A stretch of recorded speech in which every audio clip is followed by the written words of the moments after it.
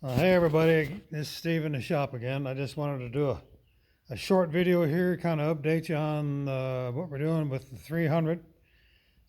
Worked on it the past couple of days. I kind of got ahead of myself here, video wise. Started breaking everything down.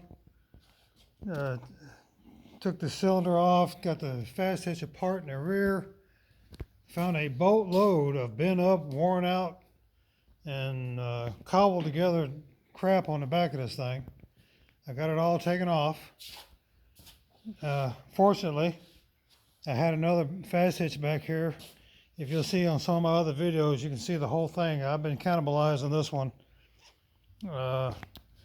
Saved one side, saved the rock shaft, the lift mechanism, lift arm here, and of course saved everything, keeping everything, nuts and bolts in one bucket and small parts in another. I'm going to try to go back with as much original to my tractor stuff as I can. I'm going to rebuild the engine on this and change a bunch of seals and whatnot. The cylinder there that I took off, put new hoses on it. The cylinder itself actually works very well and didn't leak, so I'm not going to I'm going to stick with the old if it works, don't fix it scenario when it comes to that.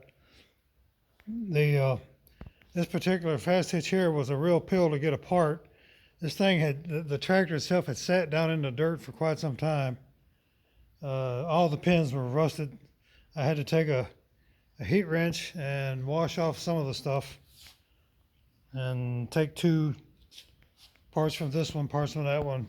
Take two tractors worth of stuff and make one good fast hitch. So the other, it wasn't as hard to take apart as I thought. I don't know if any of you guys have ever had one of these apart. Give it for an example here. Let's dig through the goodie box. For instance, if you have to take these off, this is just a matter of lining up the pinhole. You see there's a pin. I put the pin back through it so I wouldn't lose it. If you see that pin right there, you line these from side to side. The pin's what actually holds it on the end of that. You see that hole on the end of that post right there. Well, those pins, you pull these up sideways, drive the pins out. These right here will come right off. All the rest of this stuff came out. This is this particular gizmo here is a stop for your hitch. It comes up, hits that, stops going up. I was constantly breaking those on the other hitch because on my other tractor, I should say on the other hitch, this had been broken. I don't know if you remember me mentioning it. And they welded all this nonsense back on here. Well, when they did, they got this side out of time. When you lay it on the floor, you can see a gap on this side, and that side would lay on the ground or on the floor. If you see right there, you can see a gap. If you look on this side, you can see a gap. They're equal. This one raises and lowers at the same rate. That other one, the left side was higher than the right. When you raised it up, it would top out before the movement of the cylinder was done. It would break those stops. So that's kind of one reason I went on and started tearing all this apart. But anyway, this coming week, I will be splitting this tractor.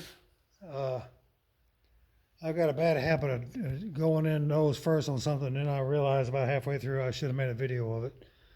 So I apologize for that. That's what I did with this hitch here. When I get ready to put it all back together, I'll be a little bit more precise and show you, try to show you how it goes back together.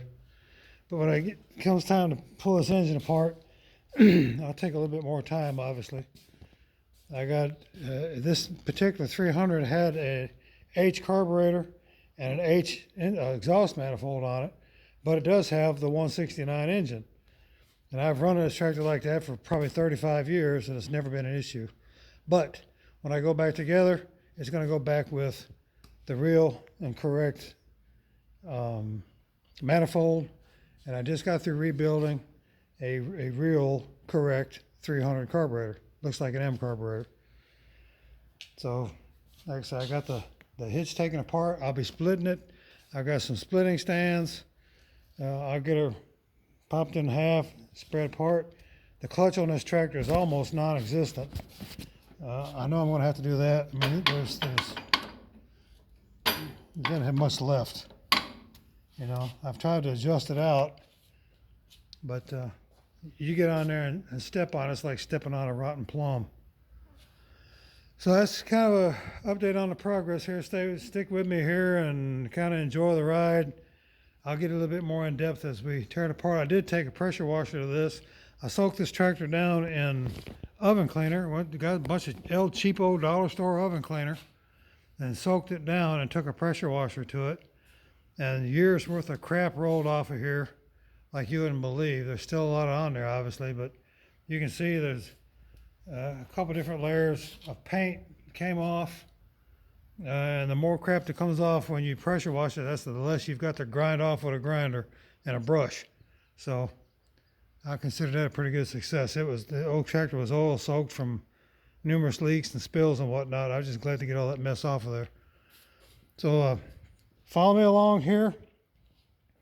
I don't make slick videos. I'm sorry if you want a slick video. I'm not your guy. I just kind of do this as I tinker with this crap and kind of follow along with it. Maybe you'll learn a little something or other. Hopefully you will. If you don't, well, it's just a couple of minutes of your time that you wasted anyway. So anyway, have a good weekend, or what's left of it, and I'll catch you guys on the other side. Thank you.